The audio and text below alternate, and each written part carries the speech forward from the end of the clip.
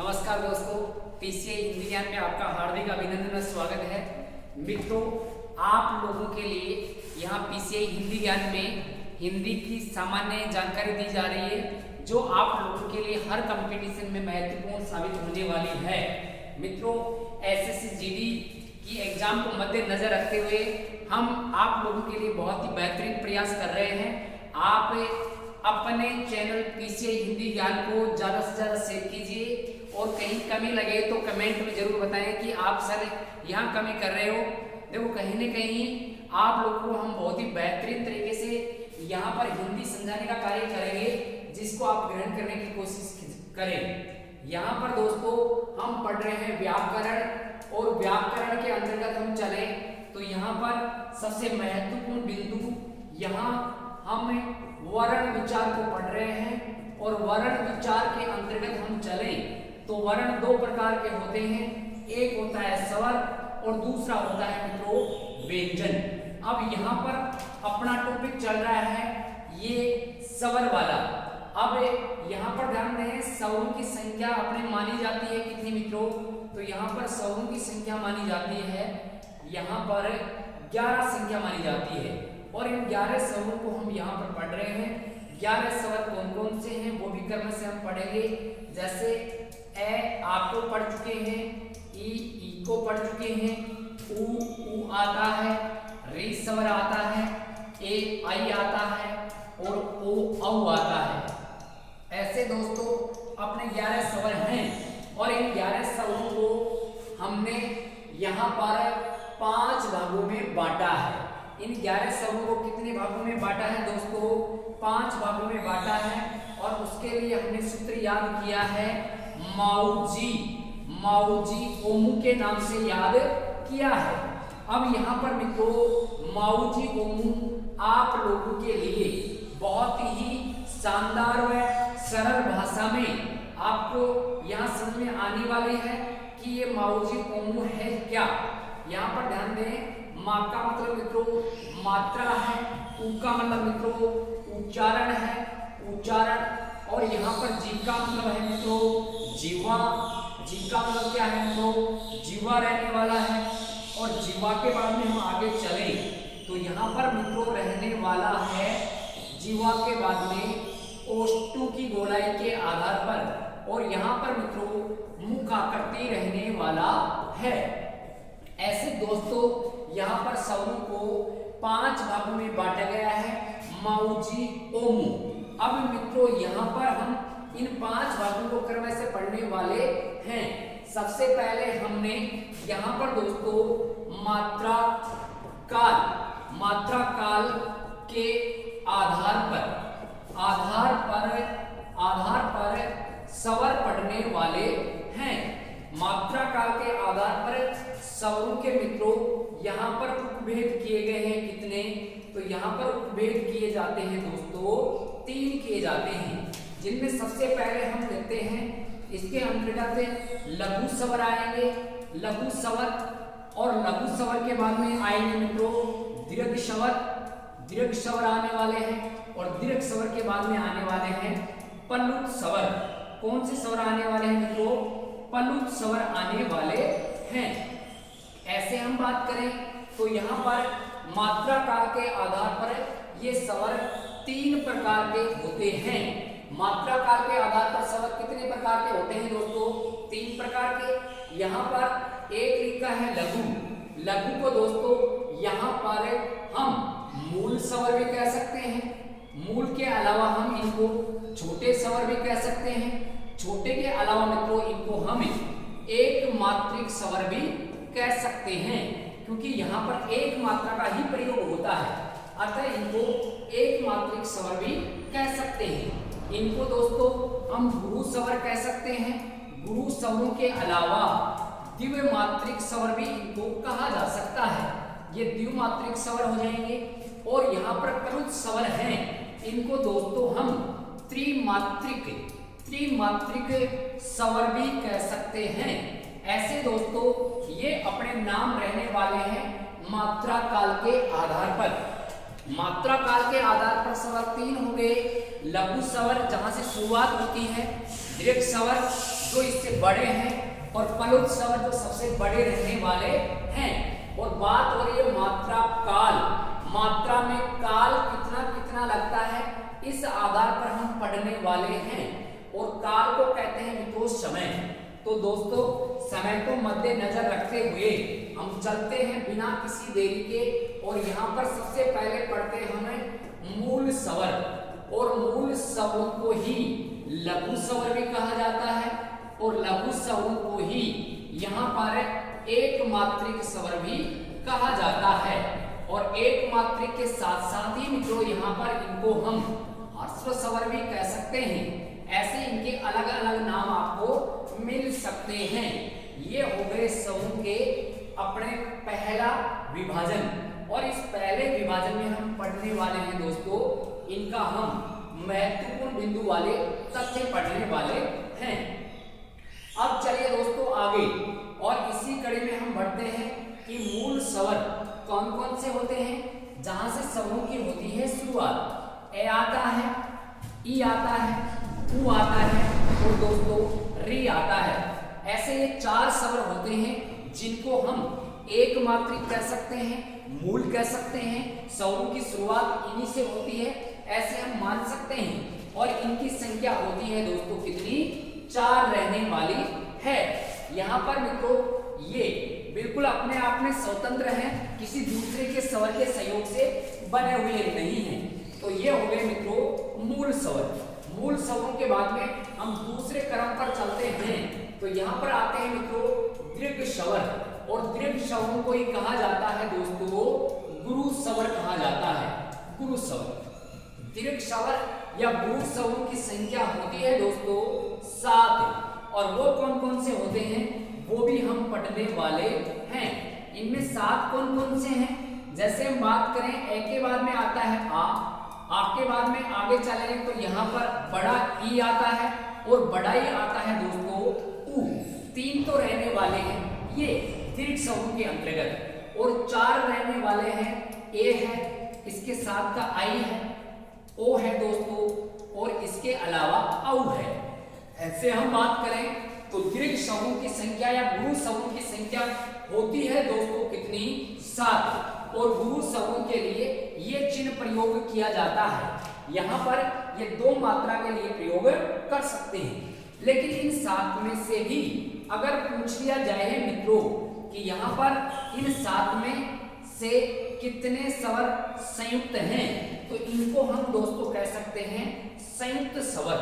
संयुक्त स्वर। और संयुक्त स्वर किनको कहेंगे, जो अलग अलग स्वरों से बने हुए हैं उनको हम संयुक्त स्वर कह सकते हैं। जैसे बात करें एक की, तो ये मित्रों ए प्लस ई से बना है, देखिए अलग अलग स्वरों से है। ऐसे ही बात करें इसकी, तो ये ए प्लस किससे बना है दोस्तों, ए से बना हुआ है, तो यहाँ पर भी देखिए अलग अलग स्वर है।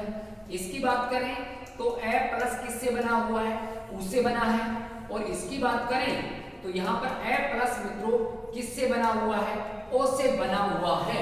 तो अलग अलग स्वरों से बना हुआ जो होता है उसी को संयुक्त कहा जाता है। वो संयुक्त की संख्या 4 रहने वाली है। ऐसे दोस्तों हम बात करें तो इसके बाद में 3 नंबर पर चलते हैं। तो 3 नंबर पर आता है दोस्तों पलुत स्वर। कौन सा स्वर है, पलुत स्वर। और इसको ही हम त्रिमात्रिक स्वर भी कह सकते हैं। त्रिमात्रिक स्वर कह सकते हैं, या इसको हम पलुत स्वर कह सकते हैं। पलुत स्वर किसे कहते हैं दोस्तों, देखिए पिछले वाले क्रम पे चलते हैं। यहाँ पर दीर्घ या गुरु स्वर लिखा है। परिभाषा देखें तो यहाँ पर मित्रों कर सकते हैं। जैसे हम परिभाषा देखें तो कौन सा आ सकता है इसके अंतर्गत, सबसे पहले हम देख लेते हैं देखो मूल स्वर। यहाँ पर हम बात करें इन स्वरों की परिभाषा, जिन स्वरों में केवल एक मात्रा का समय लगता है। कितना समय लगता है, एक मात्रा का समय लगे, उनको हम मूल स्वर कहते हैं। या फिर कह सकते हैं कम से कम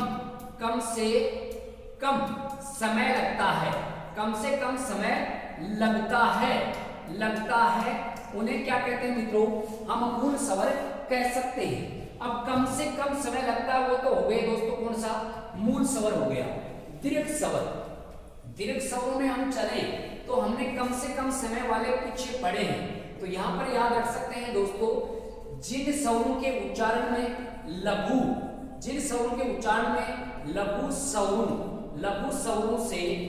स्वरों से दुगुना समय लगता है, दुगुना समय लगे, उनको दोस्तों क्या कहेंगे हम? दीर्घ स्वर कहेंगे। दुगुना दीर्घ। और इसके बाद में हमने पढ़ा है दोस्तों कौन सा? यहाँ पर प्लुत स्वर, और प्लुत स्वर को ले सकते हैं कि लघु, यहाँ बात करें लघु स्वरों से तिगुना समय लगे। कितना लगे मित्रों? तिगुना समय। और समय के आधार पर ये हम पढ़ रहे हैं, समय लगे, उनको हम क्या कहेंगे मित्रों? उनको प्लुत स्वर कहेंगे। और वो कौन से रहने वाले हैं? किसी भी स्वर को हम 3 मात्राओं तक बोले, जैसे हम ओम की ध्वनि को 3 मात्राओं तक बोलते हैं, इसी कारण इसको प्लुत स्वर कहा जाता है। तो मात्रा काल के आधार पर यहाँ पर स्वर 3 प्रकार के हो गए हैं, लघु स्वर, दीर्घ स्वर और प्लुत स्वर। फिर मित्रों माऊ ची ओमू पढ़ा है। अब चलते हैं हम उच्चारण, अब चलते हैं आगे मित्रों उच्चारण के आधार पर स्वर। यहाँ पर देख सकते हैं उच्चारण के आधार पर, और उच्चारण के आधार पर जो स्वर हैं इनकी संख्या रहने वाली है 2। उच्चारण के आधार पर स्वर 2 हो गए मित्रों।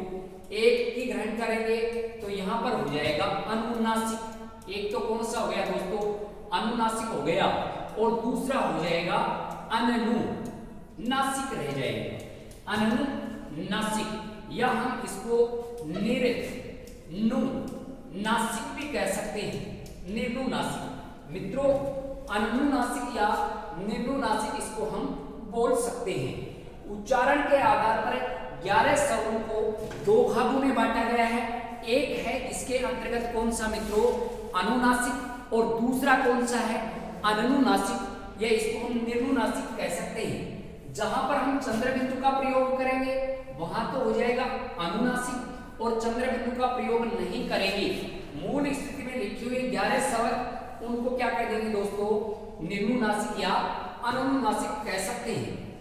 अब इसी के माध्यम से जान लेते हैं, जैसे मान लो ए लिखा है, ये चंद्र बिंदु लगा दी, आ लिखा है, इसी कड़ी में हम चले तो क्रमशः ऐसे हम चलते हैं, तो यहाँ पर ये सभी के सभी अपने अनुनासिक स्वरों के अंतर्गत मान लिए जाते हैं। ऐसे दोस्तों ये लिखे हुए हैं, देखिए यहाँ पर ये हो गए, और ये सारे के सारे 11 स्वर जो आते हैं इनको हम अनुनासिक कह सकते हैं। लेकिन जो 10 स्वर हैं इनको हम कहते हैं अनुनासिक स्वर।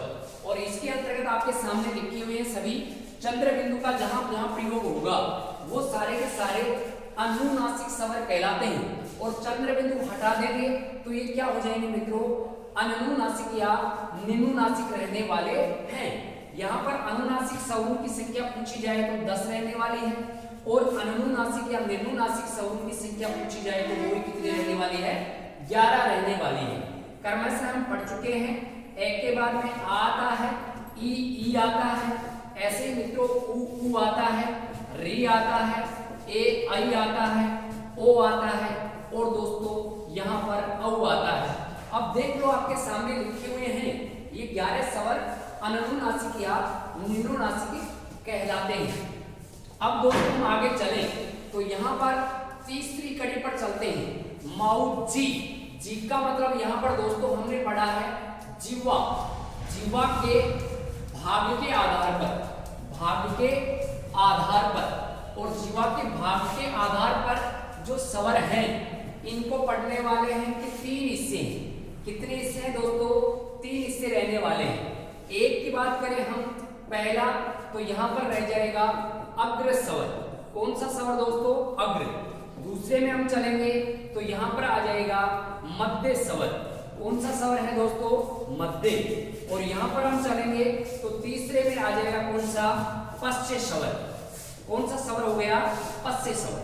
अब ये होते कौन कौन से हैं इनके बारे में जानते हैं हम, जीवा के माध्यम से ही जान लेते हैं। ये मान लो दोस्तों अपनी जीवा है, और जीवा का ये आगे वाला भाग है, ये बीच वाला भाग है और ये पीछे वाला भाग है। अब यहाँ पर हम स्वरों को लिख देते हैं, आप इनको पहचान लेना कि वास्तव में ये आगे से बोले जाएंगे वो अग्र स्वर कहलाएंगे, बीच से बोले जाएंगे वो मध्य स्वर कहलाएंगे और पीछे से बोलने वाले स्वर पश्य स्वर कहलाने वाले हैं। अब यहाँ पर ई का परिवार है और ये ई का परिवार जीभ के आगे आगे हिस्से में बैठा है, आगे आगे हिस्से में इसने प्लाट ले रखा है मान लो, तो ये ई का परिवार हो गया जिसके 4 सदस्य हैं। अब री बेचारा अकेला था, इसने कहा भाई मुझे भी साथ लेकर चलो, तो ये भी जीवा के आगे आगे बस गया। तो ऐसे हम देखें तो ये 5 स्वर ये अग्र स्वर कहलाते हैं, ये क्योंकि अग्र भाग से बुलते हैं। इसके अलावा हम आगे चलेंगे तो मध्य भाग से बुलने वाला स्वर कौन सा हो जाएगा दोस्तों, ये हो गया ए स्वर। अब बाकी जो बच गए हैं वो किसके अंतर्गत आ जाएंगे, ये पश्य के अंतर्गत आ जाएंगे। अब देख लो दोस्तों बाकी कौन कौन से रह गए हैं वो हम देख सकते हैं इसके माध्यम से। जैसे मान लो हम चले आगे तो यहाँ पर एक तो आ रह गया है, फिर दोनों के दोनों ऊ रह गए हैं, ओ और औ है, ये सारे के सारे पश्य स्वर कहलाने वाले हैं। ऐसे हम दोस्तों चलें तो यहाँ पर जीवा के उत्थापित भाग के आधार पर भी पूर्ण होता है। फिर चलते हैं 4 नंबर पर, और 4 नंबर पर आने वाला है यहाँ पर माऊजी ओमू पढ़ा हमने, तो यहाँ पर ओमू का मतलब हो जाएगा ओष्ठों की गोलाई। किनकी गोलाई मित्रों, ओष्ठों की गोलाई के आधार पर, गोलाई के आधार पर यहाँ पर गोलाई के आधार पर जो स्वर हैं ये दोस्तों 2 प्रकार से रहने वाले हैं। यहाँ पर 1 नंबर पर चलेंगे हम तो ये रह जाएंगे दोस्तों वर्ताकार। कौन से रहने वाले हैं, वर्ताकार। और 2 नंबर पर चलेंगे तो इसके ए लगा देंगे तो ए वर्ताकार हो जाएगा, ए वर्ताकार। अब 11 स्वरों में से कौन से स्वर तो वर्ताकार है और कौन से अवर्ताकार है। जिन स्वरों को बोलने पर ओष्ठों की आकृति गोल सी हो जाएगी वो तो वर्ताकार रहने वाले हैं, और जिन स्वरों को बोलने पर ओष्ठों की आकृति गोल नहीं रहकर ओष्ठ इधर उधर फैल जाते हैं उनको हम अवर्ताकार बोलने वाले हैं। तो यहाँ पर मित्रों वर्ताकार स्वरों की संख्या होती है 4 और अवर्ताकार स्वर होते हैं कितने, 11 में से हम 4 निकाल देंगे तो कितने बच गए मित्रों, यहाँ पर हम करें तो 7 स्वर हो गए जो अवर्ताकार रहने वाले हैं। अब कौन कौन से हैं, तो इसमें वर्ताकार के अंतर्गत तो ऊ का परिवार आता है और ऊ के परिवार में सबसे छोटा ये है, फिर इससे बड़ा ये है, फिर इससे बड़ा हम चलेंगे तो ओ है, और ओ से बड़ा कौन हो गया मित्रों, औ रहने वाला है। इनको जब भी हम बोलकर देखेंगे तो अपने होठों की आकृति गोल सी हो जाती है, इसी कारण इनको वर्ताकार स्वर या वृत्तमुखी स्वर कहा जाता है। जैसे हम बोले ऊ तो ओष्ठों की आकृति गोल हुई है, ऊ ऊ ओ औ, इसी कारण इनको वर्ताकार कहते हैं। और यहाँ पर बचे हुए बाकी हो गए, बाकी स्वर हो जाएंगे अवर्ताकार के अंतर्गत। अब बाकी में हम ले सकते हैं जैसे ए हो गया, आ हो गया, ई छोटा हो गया, बड़ा हो गया, ए हो गया, आई हो गया और री भी इसी के अंतर्गत आ जाएगा। ऐसे दोस्तों ये अवर्ताकार स्वर रहने वाले हैं। अब लास्ट में माऊजी ओ मुंह पढ़ा है, मुंह, तो यहाँ पर हम पढ़ने वाले हैं मुख आकृति। मुख आकृति के आधार पर, मुख आकृति के आधार पर स्वर, और ये मुख आकृति के आधार पर स्वर कितने प्रकार के होते हैं ये भी हम पढ़ने वाले हैं। सबसे पहले दोस्तों आ जाएगा संवृत्त, और संवृत्त के बाद में हम आगे चलेंगे तो इस संवृत्त के पहले हम लगा देंगे अर्ध, तो दोस्तों क्या हो जाएगा अर्ध संवृत्त। और 3 नंबर पर हम चलें तो 3 नंबर पर यहाँ पर आने वाला है विवृत्त, और विवृत्त के बाद में 4 नंबर पर चलेंगे तो यहाँ पर भी हम लगा देंगे अर्ध, तो अर्ध हो जाएगा विवृत्त। ये तो हो गए 4 स्वर जो मुख आकृति के आधार पर रहने वाले हैं। अब दोस्तों एक लाइन में इनकी परिभाषा जान लेते हैं। बात हो रही है मुख के आकृति की, जिन स्वरों को बोलने पर मुख की बात हो रही है, मुख कम खुलता है, मुख कम खुलता है, कम खुलता है, उनको क्या कहते हैं दोस्तों संवृत्त कहते हैं। और जिनको बोलने पर मुख सबसे ज्यादा सबसे ज्यादा खुलता है, सबसे ज्यादा खुलता है या सर्वाधिक खुलता है, उनको विवृत कहते हैं। इन दो ही परिभाषा के माध्यम से हम इन चारों की परिभाषा को जानेंगे। मुख सबसे कम खुले तो संवृत, और इस सबसे कम से थोड़ा सा ज्यादा खुलेगा तो वहां पर कौन सा हो जाएगा मित्रों, थोड़ा सा ज्यादा में हो जाएगा अर्ध संवृत। और यहां सबसे ज्यादा है तो सबसे ज्यादा से थोड़ा सा कम, थोड़ा सा हो जाएगा कम, तो वहां पर रह जाएगा कौन सा, अर्धविवृत। ये तो हो गई दोस्तों इनकी परिभाषा। अब 11 स्वरों में से कौन कौन से आते हैं, 1 मिनट में जान लेते हैं कि कौन कौन से इनके अंतर्गत रहने वाले हैं। अब इसके अंतर्गत तो आ जाएंगे, ई आ जाएगा छोटा, बड़ा आ जाएगा, ऊ आ जाएगा और बड़ा ऊ आ जाएगा। इनको बोलकर देख सकते हैं। मुख देखिए बिल्कुल कम खुलेगा, ई ऊ ऊ, मुख न के बराबर खुलता है, इसी कारण इनको संवृत कहते हैं। सही ऊंट भी याद रख सकते हैं, सही ऊंट बहुत सियाना है, नहीं खाता है। सही ऊंट, सही का मतलब तो संवृत हो जाएगा, ई का मतलब दोनों ई हो जाएंगे, ऊ का मतलब दोनों ऊ हो जाएंगे, तो सही ऊंट भी याद रख सकते हैं। मुख कम खोलता है, सही है ऊंट, ऐसे ध्यान रख सकते हैं। अर्ध संवृत के अंतर्गत यहाँ पर दोस्तों ए आ जाएगा और ओ आ जाएगा, ये संवृत में आ जाएंगे। फिर आते हैं विवृत के अंतर्गत, इसके अंतर्गत आएगा दोस्तों आ। आपको बोलकर देखेंगे मुख सर्वाधिक खुलेगा, जैसे बोलते हैं आ, तो आ में मुख सर्वाधिक खुल रहा है, इसी कारण ये विवृत कहलाता है। और बाकी बचे हुए, यहाँ पर बाकी बचे हुए स्वर, बचे हुए जो स्वर हैं वो सारे के सारे किसके अंतर्गत आ जाएंगे, ये अर्धविवृत के अंतर्गत आने वाले हैं। जैसे बच गया है मान लो यहाँ पर एस स्वर आ जाएगा, इसी के अंतर्गत हम चले तो यहाँ पर दोस्तों ए आ जाएगा, कौन सा आ गया, ए आ गया, इसी के अंतर्गत आई आ जाएगा, फिर आ जाएगा ओ आ जाएगा, और दोस्तों कौन सा आ जाएगा, औ आ जाएगा। ये सभी स्वर यहाँ पर किसके अंतर्गत आते हैं, अर्धविवृत के अंतर्गत आते हैं। ऐसे मुख आकृति के आधार पर स्वरों के 4 भेद किए गए हैं। मित्रों शुरू से हमने पढ़ा है, आज स्वरों की सामान्य जानकारी ली है, जिसके अंतर्गत हमने यहाँ पर मौजी ओमू के माध्यम से पढ़ा है। मौजी ओमू ऐसे हमने पढ़ा है। मात्रा काल के आधार पर 3 हैं, कौन कौन से, लघु, दीर्घ और पलुत। उच्चारण के आधार पर 2 हैं, अनुनासिक और अनुनासिक। जीवा के उत्थापित के आधार पर 3 हैं, अग्र, मध्य और पश्चिम। ओष्ठों की गोलाई के आधार पर 2 हैं, वृत्ताकार और अवृत्ताकार। मुख आकृति के आधार पर 4 हैं, जो अभी हमने पढ़े, संवृत, अर्ध संवृत, विवृत और अर्धविवृत। तो दोस्तों स्वरों को याद रखने के लिए आप याद रखिए मौजी ओमू को, और मिलते हैं हम अगली क्लास में। तब तक के लिए सभी को धन्यवाद। जय हिंद, जय भारत। आपका दिन मंगलमय हो, सभी अपने स्थान पर कुशल मंगल रहे। ठीक है दोस्तों, धन्यवाद।